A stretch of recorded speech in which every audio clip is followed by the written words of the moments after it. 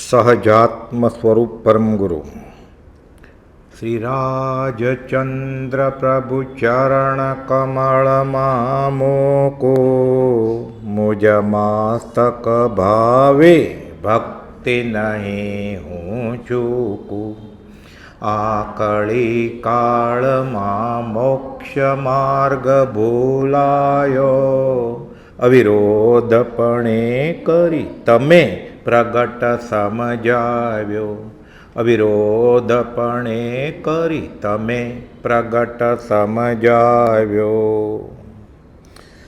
આત્મસિદ્ધિ શાસ્ત્ર ગયા સમાગમમાં આપણે વાત કરેલી કે આ ગણધરવાદ કે આત્મપ્રવાદ છે. મૂળમાં શું છે આ ગણધરવાદ? એક એક ગણધરને શંકા હતી આત્માના અસ્તિત્વ વિશે કે કર્તૃત્વ વિશે કે આત્માના ભોગતાપણા વિશે. એટલે શાસ્ત્રમાં વાત છે આ કે ગણધર્વે જે પ્રશ્ન પૂછ્યા ભગવાન મહાવીરને અને ભગવાને એના જે જવાબ આપ્યા એ જે ઝીલાણું એ આખો ગણધરવાદ કે આત્મપ્રવાદ કહેવાય.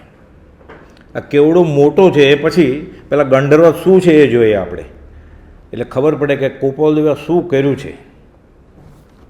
ભૂલા પડેલા પંડિતો, આ બ્રાહ્મણ પંડિતો, ભગવાન મહાવીરના 11 ગણધરો બધા બ્રાહ્મણ હતા, પંડિત હતા, પ્રખંડ પંડિત, 4 વેદના પારગામી બધા, એટલે સામવેદ, ઋગ્વેદ, યજુર્વેદ ને અથર્વવેદ.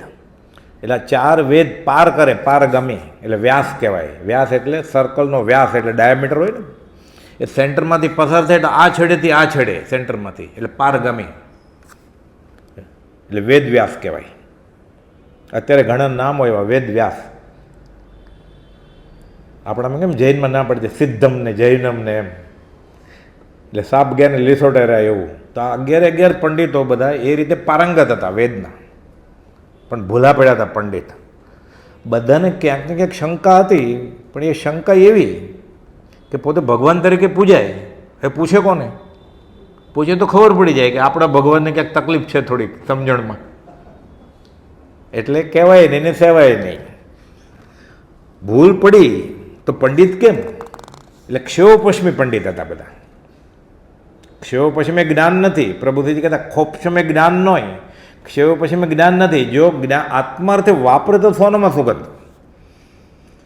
અંબાલાલભાઈએ ગોપાલજીને પ્રશ્ન પૂછ્યો કે શાસ્ત્રમાં એમ વાત આવે છે કે 14 પૂર્વધારી અંશે ન્યૂન નિગોદમાં લાભે. અરે 14 પૂર્વધારી ભણ્યા હોય, થોડુંક જ બાકી હોય તો નિગોજમાં દાય કરે.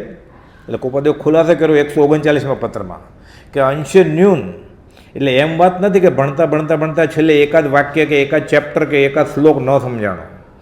મૂળ આત્મા વગરનું બધું જ્ઞાન હતું.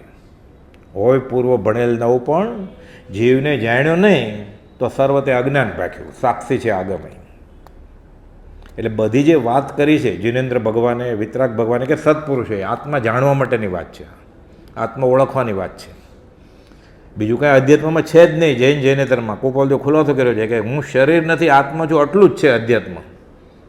આ ન સમજાણું એટલે દ્વાદશાંગી રચવી પડી. વેદમાં પણ બીજું કંઈ છે જ નહીં.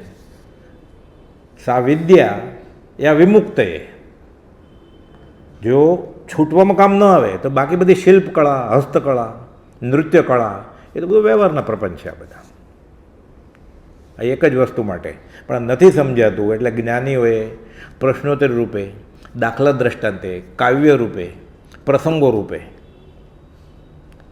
ગવાય એવું, બોલાય એવું, પાકું ગોખાય એવું, જાપ કરાય એવું, સજાત્મ સ્વરૂપ પરમ ગુરુ, એવું બધા અલગ અલગ નુસ્ખા. આ ઠોઠ નિશાળીઓ ભણશે નહીં એટલે કેમ એટલે કેજીમાં બધું અલગ અલગ આપે, ચિત્ર આપે, રમકડાઈ આપે, મીઠાઈ આપે, પછી પિકનિકમાં લઈ જાય. સીધું ન ભણવા માંડે, પણ એમ કરતાં કરતાં ભણ તો લાગી જાય. પછી આ જીવ શું કરે છે? હવે બાળ મંદિર તો પૂરું થઈ ગયું, કેજીવી પૂરું થઈ ગયું, પહેલું બીજું, પછી MA, MSc, MDની એક્ઝામ આવી, MBAની, CAની, હજી એ જ કરે છે જે બાળ મંદિરમાં કરતો તે જ. એ જ રમકડા, એ જ નાચવાનું, એ જ તંબુરો, એ જ મંજીરા, એ જ મીઠાઈ. ભણતો ન હોય એટલે માં કહે ને કે છોકરા તને અમૂલ ચોકલેટ આપીશ, ચોકોબાર આપીશ, એમ કે ને ડબલ ડેકર આપીશ ચોકલેટ, એટલે ભણવા માંડે. આ MSc, MDની એક્ઝામ આવી ને, MBA, CA તો એ જ કરે છે. એ જ દોરો, એ જ ધાગો, એ જ નારિયેળ, એ જ પતાસો, એ જ મીઠાઈ, એ જ નાચીને આવતો રહે. એને તમે ધર્મ કર્યો. એ તો છોકરા ઘંટ વગાડતા શીખે એટલે ઘંટ રાખેલો, ભગવાનને ઉઠાડવા નથી, એ તો જાગી જ ગયા છે. ભગવાન એટલે જોર જોરથી ઘણા વગાડે. આ બધી પૂજા ન હોય અંતરાય કર્મની 17 ભેદી પૂજાને બધું, આપણે એમ થાય જેટલું વધારે જોરથી ગાય ને એટલે જલ્દી કર્મ ખપે, એટલે મૂળ ગાથા સમજાય જ નહીં કાંઈ. એ ગાથાનું મર્મ પકડવાનો છે હાર્મોનિયમ બંધ કરીને. પણ શરૂઆતના બાળ જીવોને રૂચે નહીં, બધું સૂકું જ છે ને. વિતરાગ ધર્મ બધું છોડવાની જ વાત છે. મગન બાપા સમજાવતા કે આ વિતરાગ ધર્મ છે ને બધી ટ્રેજેડી છે, કોમેડી નથી, બાકી બધી કોમેડી છે. અહીં બધું છેલ્લે કોઈ પણ કથાની વાર્તા હોય, સર્વસંગ પરિત્યાગ કરીને છોડી દેવાનું હોય, અને પછી એ સાધુ થઈ જાય, કર્મ ખપાવે ને મોક્ષે વયા જાય. પહેલા ધોરણમાં રીતિનો કોળિયો લાગે ને, એટલે જ્ઞાની ગીતા સાચરે આવું બધું નાખ્યું. જૈનેતરમાં હતું એવું બધું, થોડા પાંદડા લાવો, થોડું પાણી લાવો, 2 કૂવાના પાણી લાવો, ફૂલ લાવો, બદામ લાવો, સોપારી લાવો, નારિયેળ લાવો. એને ભગવાનનો શું મતલબ છે? લઈ જાય એની ના નથી, નિષેધે નથી. રામ શબરીને બોર ખાવા આંટા મારતા હતા, તો શબરીનો ભાવ હતા. એ શબરીએ બોર ચાખ્યું જ નહોતું. ઇતિહાસ વાંચીએ તો ખબર પડે એ બોર ક્યાંથી ચાખે. કવિ કહે છે, જેણે વાત કરી છે ને કે લંબી ઇતિહાસ વાંચીએ ને રામાયણનો, કે બોર કેવી રીતે ચાખે, અને મળે તો રામનું નામ હતું જીભનું. એ રામ નામ છોડી દે તો બોર ચાખાય ને. આપણે બરફીનો ટુકડો લઈને જાય છે જીનેશ્વર ભગવાનની પૂજા કરવા માટે. એ બહારથી બજારું લઈને ઘરે બનાવ્યું હોય તો ઠીક, એટલે કસ્ટર્ડ પાવડરની, એટલે કંદમૂળ થઈ ગયું. અરે એનિમલ ટેલો હોય આવે છે ને હમણાં, એટલે માંસાહાર ધેર્યો ને. પાલિતાણા સમજ છે કે દેરાસરમાં જઈને તું 24 તીર્થંકરની પ્રાર્થના કરીશ માંસાહારથી, કે આ ભગવાન પ્રસન્ન થાય તારી ઉપર. એ કહેતા એમને એમ ગયો તો પસંદ થાત કે નહીં? સમજાય એવું છે કે નહીં? આપણે જૈનેતરની વાત કરીએ, તિરુપતિ ગયો હશે જે, એણે પ્રસાદ નહીં લીધો હોય અને પ્રાર્થના કરીને આવતો રહ્યો, ભલે ફળ આપે ના આપે બીજી વાત, બીજે પ્રસાદ ખાધો અને આવ્યો, કોને વધારે ફાયદો થયો વ્યવહારમાં? પરમાત્મા બાજુમાં રાખો આપણે. ના ખબર નહોતી એના બદલામાં તો સંસાર મળ્યો ભેટમાં. શાસ્ત્રમાં દાખલો છે, પૂછે છે જંબુસ્વામી સુધર્મસ્વામી, પણ ખબર ન હોય તો, એટલે સુધર્મસ્વામી જવાબ આપે છે, એ જંબુ મેં શ્રીમુખેથી આમ સાંભળ્યું છે. આચરણ સૂત્રમાં આખી વાત છે આ, કે 2 વાટકીમાં દૂધ છે, 1 વાટકીમાં દૂધ છે સાથે ઝેર પણ છે, બહારથી સરખું જ ભર્યું છે. 1 વાટકી પી ગયો દૂધ, હજી ભૂખ છે એને, એટલે બીજી વાટકી દૂધ પીવું છે. એને ખબર નથી એમાં ઝેર છે, એ પી જશે. ઝેર ચડે કે નહીં? તો ખબર નહોતી એટલે તો આપણે બધા અહીંયા છીએ. જેને ખબર પડી, સમજાય, એ બધા સમાઈ ગયા અને વયા ગયા સીધે સિલાય. જે ન સમજાય એ બધા રહી ગયા અહીંયા. 651મો પત્ર છે, સમજ્યા તે સમાયા, ન સમજાય બધા ત્યાં છે, રખડ્યા કરે 14 રાત લોકમાં. એટલે એમ અજ્ઞાન છે એટલે એને માફી ન મળે. આ તો જાણ્યા પછી એ ભૂલ કરે છે, એટલે આનું તો કહેવું જ શું હવે? એટલે આપણે કેવા ડબલ ગુને, જેને નથી મળ્યું, વિતરાગનો ધર્મ નથી મળ્યો, શ્રીમદ રાજચંદ્રનો ધર્મ નથી મળ્યો, વિતરાગની વાત સમજાણો વિતરાગ નથી મળ્યા, એને માફ તો છે જ નહીં, પણ અપેક્ષા એ આ બધું મળ્યા પછી જ ભૂલ કરશે. હજી તો આટલું બધું લેખું કૂપો તો એક ગાથામાં ન લખી નાખે નાચજો, એક ગાથામાં ન લખે કે જોર જોરથી ધડીંગ ધડીંગ ઢોલ વાજા કરજો. વચન સપ્તશતીમાં 35 જગ્યાએ ના પાડી છે આપણે. એને લખ્યું છે ગાયન વિલાપ તુલ્ય છે. આપણે એમ કે તો જ પ્રાર્થના થાય, ફાયદો થાય. એ ગવૈયો હોય એને ફાયદો થાય, બાકી કોને ફાયદો થાય? ઓલો પૈસા લઈને જવાનો જ ને, અને મિથ્યા અભિમાન થાય કે મેં ધર્મ કર્યો. તો વિતરાગ નામ જ વિતરાગનો ધર્મ છે. નાચવા ગાવાનું હોય, ત્યાં 5 ઇન્દ્રિયમાંથી એક પણ ઇન્દ્રિય પોષાતી હોય, વિતરાગનો માર્ગ હોય. સીધું સમજાય એવું છે. સત્સંગના પાઠમાં, મોક્ષમાળા 24મા પાઠમાં ગોપાલદેવે લખ્યું, બીજા ફકરામાં, જ્યાં રંગ રાગ, ગાન તાન, સ્વાદિષ્ટ ભોજન, આ બધી છોડો ઉછળતી હોય, તમને ગમે તેટલું પ્રિય લાગે જ ને, અનાદિકાળનો અભ્યાસ છે, એટલે જરૂર માનજો આ સત્સંગ નથી કુસંગ છે. જવાનું બધે, બૂટ ચપ્પલ પહેરતા 3 લીટી વાંચી લેવાની, પહેલાં કાં ચોટાડ રાખવાની. બૂટ ચપ્પલનું ખાનું હોય ને એને ઉપર, કે આ જે જાય છે આ સત્સંગનો ભાગ નથી, પછી જવાનું જ્યાં જવું હોય ત્યાં આપઘાત કરવા માટે. તમને ગમે એટલું પ્રિય લાગે, જરૂર માનજો આ સત્સંગ નથી કુસંગ છે. આ 3 લીટી વાંચવાની, સજાત્મ સ્વરૂપ પર, પછી જવાનું. એને પગ ચાલે પછી એ મુમુક્ષુ હોય તો, એ બૂટ ચપ્પલ એ પહેરે પછી જાય, પણ પછી ત્યાં જાય યુટર્ન ન લઈ લે.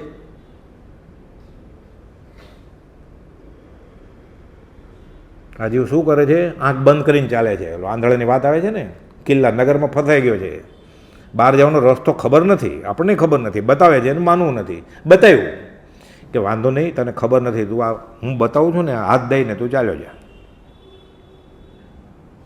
હાથ દેતા દેતા બરોબર દરવાજો આવ્યો ને ત્યારે ખુજલી ઉપડી, અને 5 ઇન્દ્રિયના વિષયની, સ્વાદની, સુગંધની, જોવાની, સાંભળવાની, સ્પર્શની, 5 ઇન્દ્રિયો એટલે ખંજોળવા માંડ્યો, અને ચાલવાનું ચાલુ જ રાખ્યું એને, ધર્મ કરણી ચાલુ જ રાખી એના પ્રમાણે. દરવાજો વયો ગયો. એવું કરે છે. શિક્ષાપાઠ 68 જીતેન્દ્રિયતાનું પહેલું વાક્ય છે, જ્યાં સુધી જીવ સ્વાદિષ્ટ ભોજન ચાહે છે, જ્યાં સુધી કાનને વાજિંત્ર મ્યુઝિક ગમે છે, જ્યાં સુધી આંખને વન ઉપન જોવા છે, ત્યાં સુધી એ જીવ સાધક બની શકતો નથી. સંકિતની કેમ વાત છે? મુમુક્ષુ જ ન હોય ત્યાં જઈને ભક્તિ કરવી છે. આને કુપોલે 128માં પોકાર કર્યો છે. એવું સ્થાન ક્યાં છે કે જ્યાં જાય? સ્થાન તો 1000 ઉભરાય છે. એનો અર્થ કર્યો ગુજરાતમાં, અર્થાત એવા સંતો ક્યાં છે કે જ્યાં જઈને બેસી. એનો અર્થ નહીં તો આપણે પકડી લેત કે કુપોલે કયું સ્થાન, અમે તો બનાવી નાખ્યું સ્થાન 20 માળનું ઇટાલિયન માર્બલનું. એટલે કુપોલજીનો ગુજરાતીમાં અર્થ કરવો પડ્યો, કંઈ બાકી જ નથી રાખ્યું એને. 128માં પાછલા સાઈડમાં એવું સ્થાન ક્યાં છે, અર્થાત એવા સંતો ક્યાં છે કે જ્યાં જઈને બેસી એના પગ આગળ અને આત્મા સાધીએ. કેવા સ્વરૂપમાં મુમુક્ષુઓ અને કેવા સ્વરૂપમાં મુનિ, આના સંગે આપણી ઉર્ધ્વગતિ સંભવે નહીં, અધોગતિ સંભવે, એમ લખે છે કુપોલ. એમ લખે છે, ચેતીને ચાલે છે. તો આપણે શું સમજવાનું? આપણે ક્લાસ ટીચર પહેલા નંબરના છોકરાને એમ કે ધ્યાન રાખજે નહીં તો ફેલ થાય છે એન્યુઅલ એક્ઝામમાં, તો આ છેલ્લી પાટલી છેલ્લો નંબર છે 10માંથી 3 માર્કવાળો, એને શું સમજવાનું? ભગવાન મહાવીર આગમમાં 38 વાર કહ્યું છે સમયમ ગોયમ માપમાએ અધ્યયનમાં. કોને? પટ્ટ શિષ્ય ઇન્દ્રભૂતિ ગૌતમ ગણધરને. જે શાસ્ત્રમાં એમ વાત આવે છે કે ભગવાન મહાવીરના સમાગમ પછી ઇન્દ્રભૂતિ ગૌતમ 2 ઘડીથી વધારે એક સાથે સૂતા નથી. એ કેવો પ્રમાદ કરતા હોય? હે ગૌતમ, અવસર પામીને પ્રમાદ કરતા નહીં, સમયમ ગોયમ માપમાએ. તો આપણે શું સમજવાનું? આપણે માટે છે. પણ આ કાળના જીવો કુપાલ તો સાથે હોય ને, કે ખુલાસો કર્યો હોય ગૌતમ સ્વામીએ કે મહાવીર સ્વામીએ. આ કાળના જીવો પાકા ચીબડા જેવા છે, કડકાઈ સહન નહીં કરે. સાલુકાઈથી કામ લેશો તો 1000 જોનું કલ્યાણ થશે. એટલે ભગવાન મહાવીરને ખબર જ હતી, એટલે ગૌતમ ગંધર નામે આપણને કહ્યું કે મૂર્ખ સમયમ ગોયમ માં પમાય, અવસર પામીને આળસ કરીશ. અવસર પામી આળસ કરે તે મૂર્ખમાં પહેલો જી. ભૂખ્યાને જેમ ઘેભર દેતા હાથને માંડે ગેલોજી. આ ગહેલો છે આ ધર્મમાં. વ્યવહારમાં તો બધું ગહેલાપણું જ છે, ગમે એટલો હોશિયાર હોય. આમાં એ જ કરે છે. એટલે પંડિતો બધા આવા હતા, ભૂલા પડેલા, અંશ ન્યૂન, મૂળ વસ્તુ નહોતી ખબર કોઈને. ભારતભરમાં જેમનું નામ પંકાયેલું હતું એવા ઇન્દ્રભૂતિ ગૌતમ આદિ સુપ્રસિદ્ધ દિગ્ગજ, 10 દિશામાં એનું નામ. યજ્ઞ કરે, સર્પમેઘ યજ્ઞ, અશ્વમેઘ યજ્ઞ, સરીસૃપ મેઘ યજ્ઞ એટલે સાપ નાખે, ઘોડા નાખે. પછી તો નરમેઘ યજ્ઞ એટલે બાળક છોકરું લઈ આવીને નાખે. અને એમ કે આ યજ્ઞના મંત્રની રૂચાથી દેવ લોકો દર્શન કરવા આવે એમ માને. હવે અત્યારે તો કાયદા કાનૂન લીધે મનાય છે પશુમાં. મહાવીર સ્વામી અને ગૌતમ બુદ્ધ તદ્દન વિરોધી હતા. ગૌતમ ગણધર નહીં, ગૌતમ બુદ્ધની વાત કરું છું. અને પછી કુપાલદેવ, ગાંધીજીએ પૂછ્યું 530માં કે યજ્ઞ કરે તો પુણ્ય થાય ને, દાન ધર્મ કરે છે, ગરીબને બાડા બોબડા લોલાને દયા કરે. કુપાલે લખ્યું કે પુણ્ય થાય છે એ વાત ખોટી નથી. ખાવાનું આપે, ધોતિયા આપે, ગરીબને અન્નદાન આપે. એટલે બાડા બોબડા લોલા લંગડાને મદદ કરવી આ માર્ગાનુસારનો ગુણ છે. હિંસા મિશ્રિત છે. એટલે ધર્મના સ્થાનમાં આ થાય છે ને, હિંસા મિશ્રિત હોવાથી આ અનુમોદનીય નથી. ઘસીને ના પડે ગાંધીજીને કૃપા કે પુણ્ય આદિ ક્રિયા થાય છે, અમને ખબર છે એમાં પુણ્ય કરે છે લોકો, પણ હિંસા મિશ્રિત હોવાથી ધર્મ સમજીને કરવામાં આવે છે, આ અનુમોદનીય નથી. તો જગત જ થયું ને, બધા ઘરે ઘરે આ છે જ ને. તો જૈનેતરને મનાય એવું આવું બધું કરવાની, તો જૈનને છૂટ હોય. સાધુને અને સાધ્વીને દીક્ષા લીધા પછી જો સાધુ હોય તો સ્ત્રીને ને અગ્નિને ન અડાય, અને સાધ્વી હોય તો પુરુષને ને અગ્નિને ન અડાય. તો યજ્ઞ ધોવાડા ને એવું બધું હોય, ગોટે ગોટા યજ્ઞ. અગ્નિ કાંઈ તો જીવ છે, ચેત છે જૈન વિતરાગના જ્ઞાન પ્રમાણે. તો પાણી ઉકાળેલું પીવાનું અને પછી આગ લગાડવાની સ્ટેજ ઉપર જ અંજન છલાકા વખતે. આ વિતરાગનો ભાગ હોય, પણ ફલાણા મહારાજ કહે છે તો ફલાણા સંપ્રદાયમાં છે તો ફલાણા સંપ્રદાયનું માનવાનું કે મહાવીર સ્વામીના સંપ્રદાયનું માનવાનું? એક જ સંપ્રદાય છે છૂટવાનો, એ સાચો. વેદ વિદ્યાના પારમગામી અને રોજે રોજ સેંકડો શિષ્યોને ભણાવનારા આવા જ્ઞાનદાતા અધ્યાપક આ પંડિતો ભૂલા પડ્યા.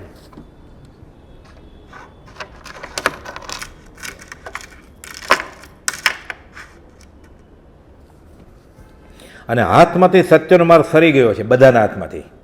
એટલે મનમાં વિટમણા છે, પણ શિષ્યોને તો બરોબર ભણાવે છે. એટલે શું થયા? પોથીમાંના રીંગણા જેવું થાય.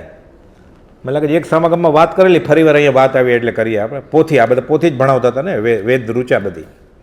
પોથીમાં આવ્યું કે પ્યારે શ્રોતાજનો બેંગન નહીં ખાને કા, રીંગણા નહીં ખાવાના એમ ભટ્ટજી કથા કરતા હતા.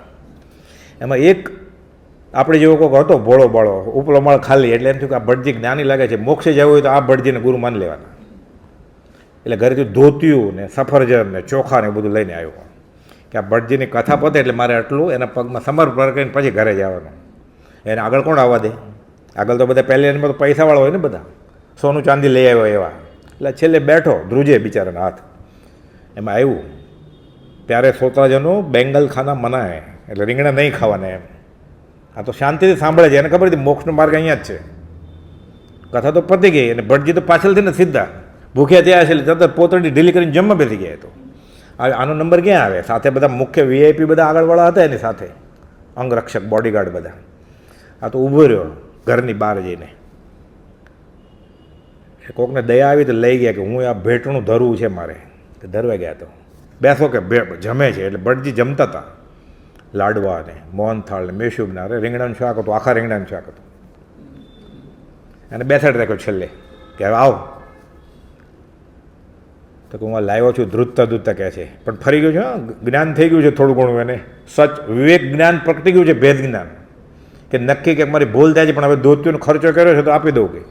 એટલે બધું લાવે છે કે હું ધરવા તો લાવ્યો છું, હા રખ દો નહીં, કે પહેલાં મારે પ્રશ્ન પૂછો તમને, નહીં તો પાછું લેતો જાઓ કે બીજે કામ આવશે. કે તમે હમણાં તો કહ્યું કે પ્યારે શ્રોતાજનો બેંગન ખાના મનાય, તો કે પોથીમાં લખેલું એ વાંચતો તો હું, પોથીમાંના રીંગણા નહીં ખવાય, કે થાળીમાં હોય તો ખવાય. આ એવું હતું. આ પોથી પંડિત થઈ ગયેલા બધા, એટલે શિષ્યોને ભણાવતા હતા અને એના શિષ્યો બધા પારગામી થઈ જાય. એમાંથી શિષ્યો ઘણા ગુરુ કરતા આગળ નીકળી જાય એવા થાય. અત્યારે છે જ ને એવું બધું. ગોપાલજીને માપવાવાળા છે તો બધા.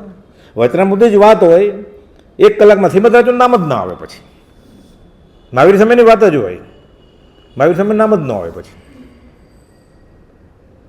પોતાની વાત ખોટે તો મહાવીર સ્વામીની ગોપાલજીની વાત કરે ને. હું મુદને કહું નમો મુજ, આનંદજી મહારાજનું સ્તવન બોલે પછી કે ખમ્મા મુને. આ શાસ્ત્રનો નિયમ છે અધ્યાત્મનો, જૈનેતરમાં, જે બધી ક્રેડિટ એટલે બધું બહુમાન પોતાના સત્પુરુષ કે જ્ઞાની પ્રત્યે ઢોળે ને સાચો મોક્ષ માર્ગનો મુસાફર હોય. એટલે ગોપાલજી શું કહે છે? આગળ જ્ઞાની થઈ ગયા, વર્તમાનમાં હોય. 6 પદના પત્રમાં શું લખે છે? શુદ્ધ આત્મ સ્વરૂપને પામ્યા છે એવા જ્ઞાની પુરુષોએ. શુદ્ધ આત્મ સ્વરૂપને ક્યાં? તમે તો લખ્યો મુંબઈથી પ્રભુશ્રીજી માટે પત્ર. આ જ્ઞાની પુરુષે ક્યાં લખ્યો છે 6 પદનો પત્ર? એના હસ્તક્ષરમાં છે. તો લખે છે કે શુદ્ધ આત્મ સ્વરૂપ જ્ઞાની પુરુષો. આમ કેટલા પત્રોમાં છે, ફલાણા આગમમાં આમ છે, 5મે અંગે કયો બોધ. હું કહેતો જ નથી કે તીર્થંકરે આમ કહ્યું છે. જીનેશ્વરની વાણી જાણીતા, જીનેશ્વર કે આખી મોક્ષમાળા શ્રીમદ રાજચંદ્ર જ લખે ને, તો એમ લખવું જોઈએ ને રાજેન્દ્રની વાણી જાણીતાને જાણી છે. એમ કે જીનેશ્વરની વાણી હું કહું છું, મારી વાત નથી કરતો.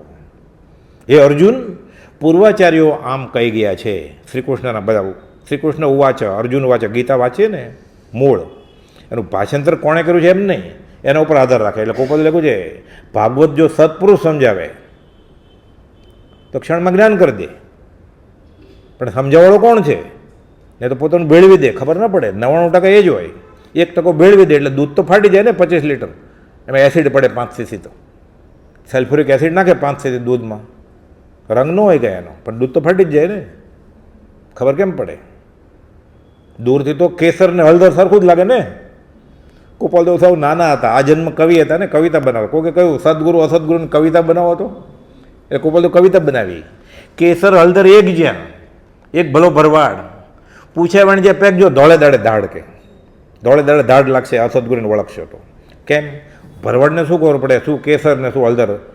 ભરવાડને ખબર હોય કેસરનો ભાવ, મને નથી ખબર. તો દૂરથી તો પીળું જ લાગે ને, ઉજળું એટલું દૂધ નહીં ને પીળું એટલું સોનું નહીં, એવું થઈ જાય. હજી બનાવો કે કઢી, એટલે કોઈ બધું બીજી કઢી બનાવી. ખરો વૈદ્ય ખૂણે પડે. આત્મભ્રાંતિના નિષ્ણાત ડૉક્ટર મળ્યા છે, આત્મભ્રાંતિ તમે રોગ નહીં. સદગુરુ વૈદ્ય સુજાણ, એટલે સુજાણ એટલે સ્પેશિયાલિસ્ટ ડૉક્ટર. ખરો વૈદ્ય ખૂણે પડે, નાઈ તપાસે નાળ. નાય એટલે હજામ, નસ્તર મૂકે ને હજામ, ગુમડા તોડે, હજામને બોલાવે. ડિલિવરી એ પ્રસૂતિ એ હજામ જ કરે. જૂનું ચાકુ મગાવે કાપીને, ટાંકા સૂતળી બાંધીને વયો જાય.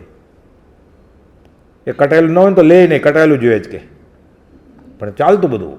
ખણો વૈદ્ય ખૂણે પડે, નાઈ તપાસે નાળ, પૂછ્યા વણજે પેકજો ધોળે દાડે દાડ કે. વાત વળી અન્યાય નહીં, આ તો અન્યાયની વાત છે કે આત્માર્થે તો. એટલે શ્રી કૃષ્ણ એમ જ કહે છે અર્જુનને, હે અર્જુન, મેં પૂર્વાચાર્યો પાસેથી આમ સાંભળ્યું છે, હું નથી કહેતો. પ્રભુથી આ જ વાત કરી છે. ગોપાલદેવ આમ, બ્રહ્મચારી આ જ વાત કરી છે, ગોપાલદેવ આમ કહેતા હતા. જે જ્ઞાની પુરુષ થઈ ગયા છે એનું વાંચીએ ને આપણે તો ખબર પડે. આ બધા પોતે જ પરમ જ્ઞાની થઈ ગયેલા, એટલે ભગવાન ગણતા હતા એમાં વેદમાં. ભગવાન પૂછે કોને? શિષ્ય તો પૂછે કોકને, ભગવાન કોને પૂછે? સેંકડો શિષ્યોને ભણાવનારા આવા જ્ઞાનદાતા અધ્યાપક જેવા પંડિતો જ ભૂલા પડ્યા અને હાથમાંથી સત્યનો માર્ગ સરી ગયો છે. પોતે શંકાના વમળમાં ફસાઈ ગયા છે. પણ કરવું શું? આ પંડિતમાં ઇન્દ્રભૂતિ ગૌતમ 500 શિષ્યના ધણી, એને શંકા હતી કે આત્માનું અસ્તિત્વ આત્મા હશે.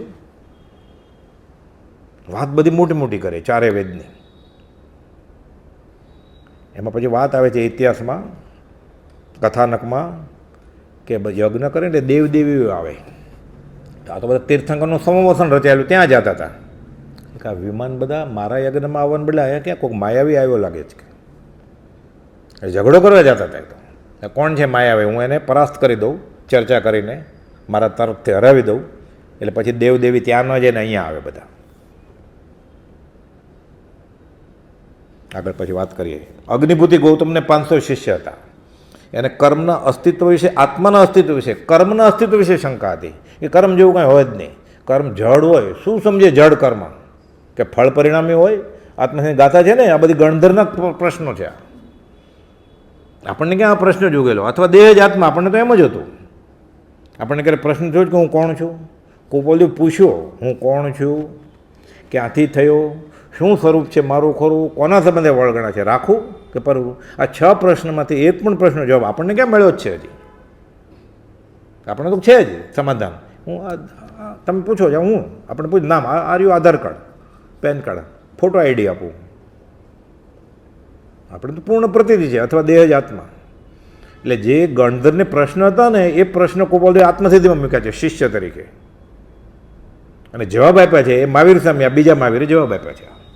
એની એ જ વાત છે, નવી કંઈ વાત છે જ નહીં. જે મહાવીર સામે કરેલી એ જ વાત છે. એટલે લખ્યું કે આ મૂળ માર્ગ છે.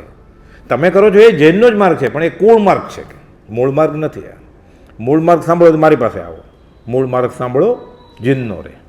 વ્યવસ્થિત રીતે કહ્યું છે કે જે મારાવતી વીરને નિશંક સમજજો, મને નહીં, મારાવતી વીરને નિશંક સમજજો, મહાવીર સામેનું માનજો. એણે ક્યાં કહ્યું મારો કહેલો ધર્મ પૂર્ણ સત્ય છે, વિતરાગનો કહેલો પરમ શાંત નથી. એમ કે ને મારો કહેલો, પણ કહી દીધું હું જ વિતરાગ છું. એટલે શ્રીમદ રાજચંદ્રે કહેલો આ ધર્મ. મોગમમાં કહી દીધું બધું કે મારું જ માનવાનું, પણ મોગમમાં કહી દીધું છે કે મારું નહીં, મહાવીર સ્વામી માન. બધું એક જ છે, એ મહાવીર જ છે. તો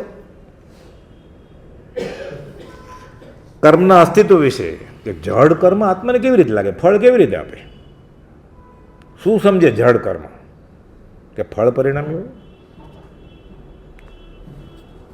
વાયુભૂતિ ગૌતમ, એને 500 શિષ્ય હતા. એને એ પ્રશ્ન હતો કે શરીર એ જ આત્મા છે કે જુદો છે, અથવા દેહ જ આત્મા, કે બે અલગ અલગ વસ્તુ છે અને ભેગી થઈને છૂટી થાય એવું કંઈ છે, કે આ તો એક જ છે બે. કર્મ તો એને કર્મ છે એટલી ખબર હતી. એને એવું હતું કે આત્મા છે, પણ કે શરીરને આત્મા બે એક જ હશે એમ. એટલે દેહ યોગથી ઉપજે અને દેહ વિયોગે નાશ આવે છે ને આત્મસિદ્ધિમાં. આખો ગણધર્વ જ છે આ. ચોથા, વ્યક્ત સ્વામીને 500 શિષ્ય હતા. પંચ મહાભૂતોનું અસ્તિત્વ છે કે નહીં? અગ્નિ, વાયુ, પાણી, પૃથ્વી ને આકાશ. તો આખું આ શરીર છે, પિંડે બ્રહ્માંડે, આખું લોક છે ને એ જ આપણા શરીરમાં છે. આ પંચ મહાભૂત અને આખું વિશ્વ એ પંચ મહાભૂતનું બનેલું છે.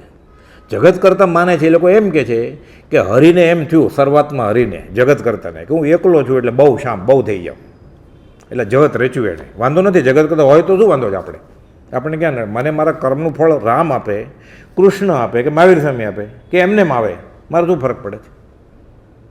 ભલે બેઠા જગત કરતા ઉપર બ્રહ્મા વિષ્ણુ, આપણને નડતા નથી કાંઈ. એટલે કૃપાળદેવે પ્રભુજી અને ગાંધીજીને ના પડે કે હમણાં એ લમણાજીકમાં નહીં પડતા તમે કે ઉપર છે કે નહીં બ્રહ્મા વિષ્ણુ મહેશ.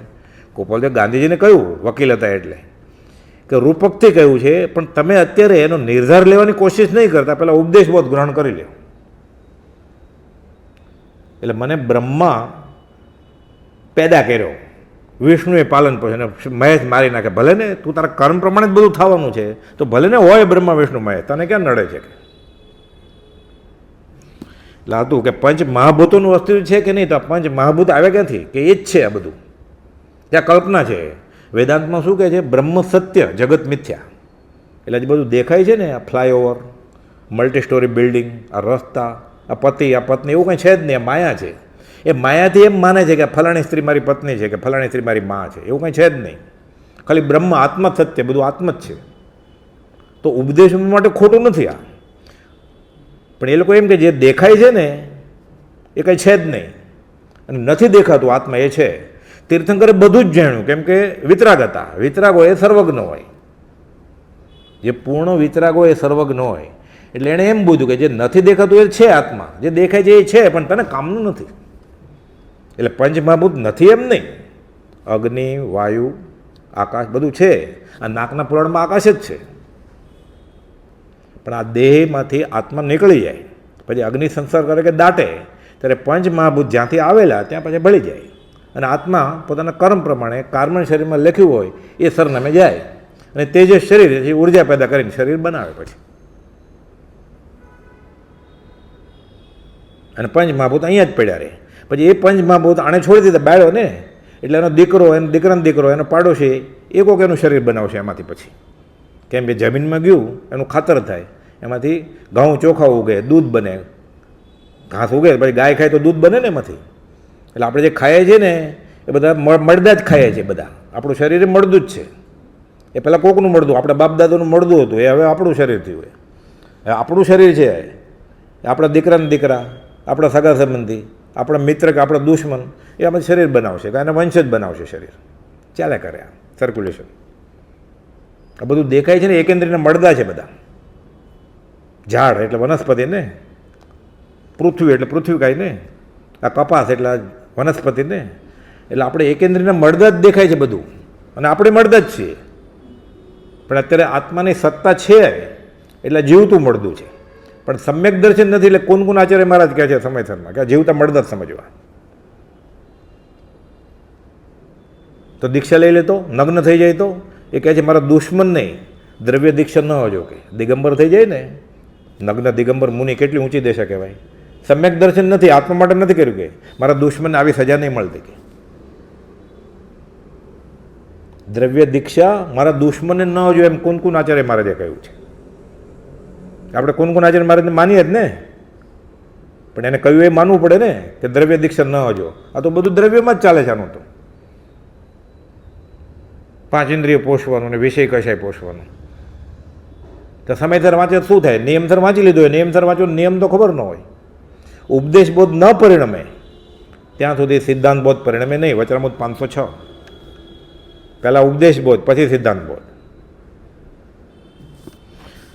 એટલે પંચ મહાભૂતોનું અસ્તિત્વ છે કે નહીં? છે, પણ તને કામનું નથી. અને કર્મને લઈને તે કાર્બન વર્ગણા રૂપે આ પંચ મહાભૂતો અનંતકાલથી અનંતવાર અનંત પૂતગલ પરાવર્તનમાં ગ્રહણ કર્યા છે. બાદર અને પછી સૂક્ષ્મ રીતે ક્રમે ગ્રહણ કર્યા છે. એ અનંતવાર સૂક્ષ્મ પૂતગલ પરાવર્તન, સૂક્ષ્મ પૂતગલ પરાવર્તન વિચારીએ ને લમણા દુખે. એટલું રખડ્યો છે આ જીવ, તો થાકી ન જાય? અનંત વીર્યનો ધણી છે આત્મા, થાકે જ નહીં. અનંતવાર નરકમાં ગયો છે, એક પણ પ્રદેશ એનો ઘસાણો નથી. જો ઘસાણો હોત ખાલી તો અત્યારે આત્મા જેવું કંઈ હોત જ નહીં ને. ધીરે ધીરે ઘસાઈ જાય ને અનંતકાળે. તો એટલે ખાલી પૂર્વજન્મ છે એવું થઈ જાય ને આપણને તો એ અધ્યાત્મમાં પછી રસ્તો નીકળે આપણને કે નક્કી આ જ્ઞાની કહે છે બધું સાચું છે. પંચમહાભૂતોનું વસ્તુ છે કે નહીં? છે, પણ તને કામનું નથી. તે વિભાવ દશાએ કાર્બન વર્ગણાઓ પકડી છે. તે ગોપાલ એક જ લીટીમાં કહી દીધું, ભાવ કર્મની જ કલ્પના માટે ચેતનરૂપ જીવવીરની સ્ફૂર્ણા ગ્રહણ કરે જળધૂપ. આ પકડ્યું, બદલામાં સંસાર મળ્યો. આત્મસિદ્ધિ 82મી ગાથા. સુધર્મ સ્વામી 500 શિષ્ય જન્માંતર સાદૃશ્ય. અત્યારે એવો એક સંપ્રદાય છે કે અત્યારે ગધેડો હોય ને એ મરીને ગધેડો જ થાય. અત્યારે માણસ હોય માણસ જ થાય, બાજરો હોય તો બાજરો જ થાય, ઘઉં હોય તો ઘઉં થાય, કૂતરો હોય તો કૂતરો થાય. એવો સંપ્રદાય અત્યારે ચાલે છે. સુધર્મ સ્વામીને આ શંકા હતી. હવે મેર્યા પછી નાગ નાગ જ થાય ને સિંહ સિંહ જ થાય તો છૂટે ક્યારે પછી? સિંહ અને સર્પ કે હિંસક પશુ સામાન્ય રીતે મરીને નરકે જ જાય. એમ છૂટવાનો આરો ક્યારે આવે પછી? એટલે એકને એક તો હોય જ નહીં ને. જૈની ધર્મમાં કહે છે કૂતરું ને પાર ઉતર્યું, એનો અર્થ એમ તો કહે છે કે 84 લાખ યોનીમાં રખડે એમ. વૈષ્ણવને માન્ય છે. એટલે નરક સ્વર્ગ બધું જૈની ધર્મમાં છે. આપણે દેવલોક કે ગોલોક કે આપણે સિદ્ધશિલા કે વૈકુંઠ કે નરક નરક એ કહે જ છે બધું. પણ કૂતરું કંઈ પાર ઉતરવું જરૂરી નથી. કાંઈ તો કર્મ જાય તો પાર ઉતરે. કૂતરું ક્યાં મનુષ્ય હોય તો પાર ઉતરી જાય ને દેવલોકમાં ગયો તો પાર ઉતરી જાય પછી સંકિત થઈ જાય તો. પણ એટલું માને છે. પણ અહીંયા સુધર્મ સ્વામીને એમ હતું કે અત્યારે છે એમ જ પછી હોય. એટલે અત્યારે સિંહ હોય સિંહ થાય, હાથી હોય હાથી થાય, ઘોડો હોય ઘોડો થાય, એટલે માણસ હોય માણસ જ થયા કરે. આપણને તો આવો વિચાર જ નથી આવ્યા એટલે કાંઈ સવાલ જ ઉદાર ન થાય. એટલે કાં સમ્યક દર્શન થઈ ગયું હોય તો સવાલ ઊભા ન થાય, કાં કાંઈ વાંચ અભ્યાસ જ ન હોય એટલે પછી સવાલ જ ક્યાંથી ઊભા થાય? એટલે સવાલ ઊભા કરવા પડ્યા ગોપાલદેવને, આત્મસિદ્ધિને. એટલે આત્મસિદ્ધિનો શિષ્ય ગોપાલદેવ છે. આત્મસિદ્ધિના જવાબ આપનાર એ ગોપાલદેવ જ છે. ગીતામાં જે સવાલ પૂછ્યા છે ને અર્જુન નામના પાત્રએ અને જવાબ આપ્યા છે ને શ્રીકૃષ્ણ નામના પાત્રએ, એ અર્જુને કંઈ પૂછ્યું જ નથી ને શ્રીકૃષ્ણે જવાબ આપ્યા જ નથી. આ તો વ્યાસની રચના છે મહાભારત તો. અને મહાભારત મહાકાવ્ય નાટકના વ્યાસે એક પાછા પાત્ર છે. શ્રીકૃષ્ણ રણ મેદાનમાં ત્યાં ઓલો હથિયાર દુર્યોધન જેને સંસ્કાર જ નથી કાંઈ, ભરી સભામાં સાડી ખેંચે સ્ત્રીની એ માસિક કાળમાં, એ ત્યાં ઊભો રહે બોધ આપતો હોય ત્યારે સાંભળવા માટે. આ તો સમજાવવાની શૈલી છે. આ ગોપાલે લખ્યું સમજાવવાની શૈલી કરી સ્યાદવા સમજણ પણ ખરી. સમજણ પછી બીજી કઈ જ્યારે ચિત્તે સ્થિર થશે કે તને બધું કહીશું, હમણાં આટલું લઈ લે. હું સાર કહું છું, સમજાવો સંક્ષેપમાં સકળ માર. એટલે ખોટું નથી હા ગીતાનું પાછું. જો સત્પુરુષ સમજાવે તો ગીતા સાચી જ છે. એ જ વાત કરે છે ગીતામાં અર્જુનને શ્રીકૃષ્ણ બીજા અધ્યાયમાં કે ના થતો વિદ્યતે ભાવો ના ભાવો વિદ્યતે સત. આગળ આવશે કે આત્મા હતો છે અને હશે, જળ વસ્તુ હતી છે ને હશે, નવું કાંઈ પેદા થાય નહીં, સતનો નાશ થાય નહીં, અસત ક્યારેય પેદા થાય નહીં. કુપદે ગુજરાતીમાં લખ્યું હોય તેનો નાશ નહીં, નહીં તે નહીં હોય, એક સમય તે સૌ સમય ભેદ અવસ્થા જોઈ. એટલે ખોટું કાંઈ છે જ નહીં. એટલે ગીતા એ વાંચે સત્પુરુષનો આશ્રિત હોય અને 5 ઇન્દ્રિયો કાબૂમાં લાવે, સ્થિત પ્રજ્ઞ થઈ જાય, એનો મોક્ષ થાય. નવકર મંત્ર ન આવડતો હોય તોય એ નવકરમાં જ આવી ગયો પોતે, પછી નવકર મંત્રની ક્યાં જરૂર રહી? એ પંચ પરમેષ્ઠીમાં જ આવી જાય જીવ, રાગદ્વેષ જાય એટલે, સ્થિત પ્રજ્ઞ થાય એટલે, આત્મા થાય એટલે, એ નમો સિદ્ધાનંદ થઈ જાય ને આયુષ્પતે. એટલે મંડિત સ્વામીને 350 શિષ્ય કર્મના બંધ અને મોક્ષ વિશે શંકા હતી. મૌર્યપુત્રને 350 શિષ્ય દેવતાઓની સત્તા વિશે, કે આવું કોઈ હોય આવી બધી આકાશમાં બેઠા હોય ને આવી સત્તા. અકંપિત સ્વામીને 300 શિષ્ય નરક છે કે નહીં.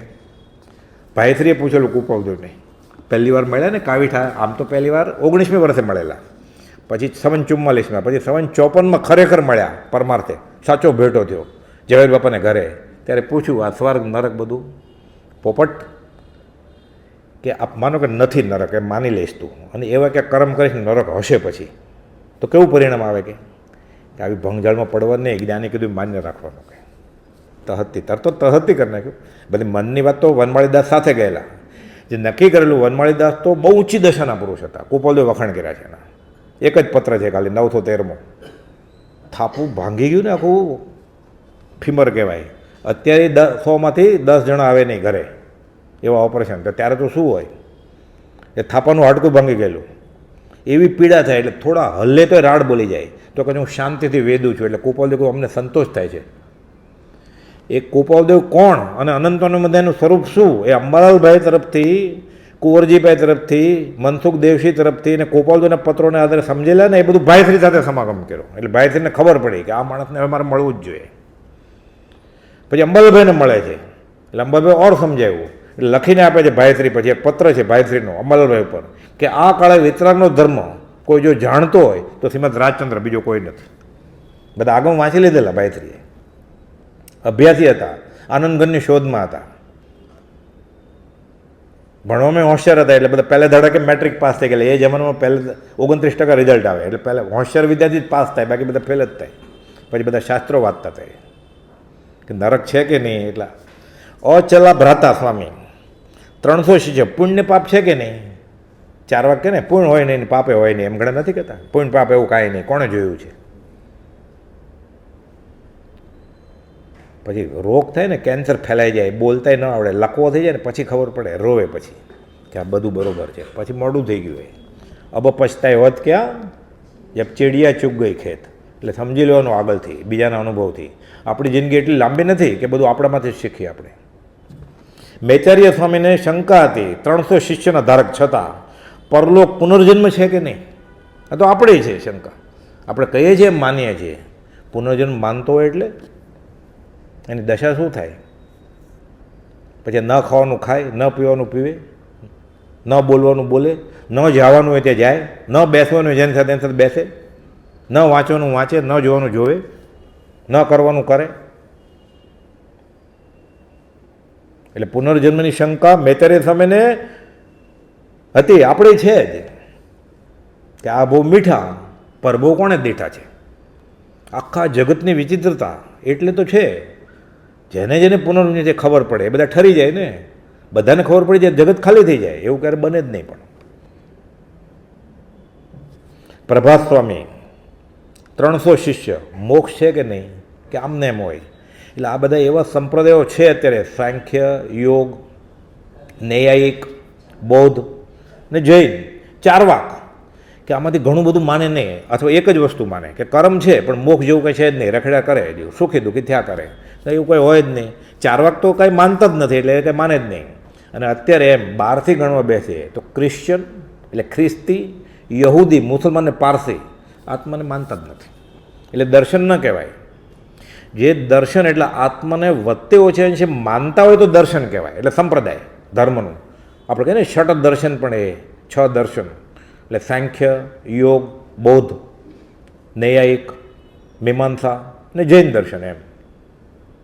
પણ જે આત્માને ન માને અંશે પણ એને દર્શન ગણાય જ નહીં. એટલે દયા ગમે એટલી હોય પણ આત્માને ન માને શું કામનું હોય? એટલે પૂર્ણ કરે અમરાપુર પામે, પાછો 84માં રખડે, 9માં ગ્રીવેકમાં જાય, 33 કરોડો કોટી સાગરો પર, પછી ગધેડો થાય, પાછો ઘોડો થાય. એ પુણ્ય વપરાઈ જાય એબડી પછી.